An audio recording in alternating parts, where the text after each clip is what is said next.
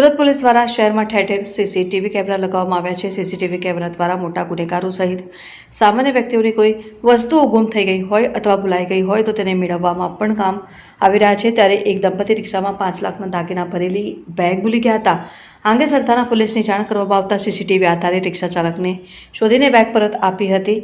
મળતી માહિતી પ્રમાણે લચકાણાના વિપુલનગરથી એક દંપતી સુરત શહેર રેલવે સ્ટેશન ખાતે રિક્ષામાં બેસીને જઈ રહ્યા હતા અને સાથે એક બેગ પણ હતી જેમાં 5 લાખના દાગીના હતા। રેલવે સ્ટેશન પહોંચ્યા બાદ આ દાગીના ભરેલી બેગ રિક્ષામાં જ ભૂલાઈ ગઈ। 5 લાખના દાગીના ભરેલી બેગ ન મળતા દંપતી ચિંતામાં મુકાયું।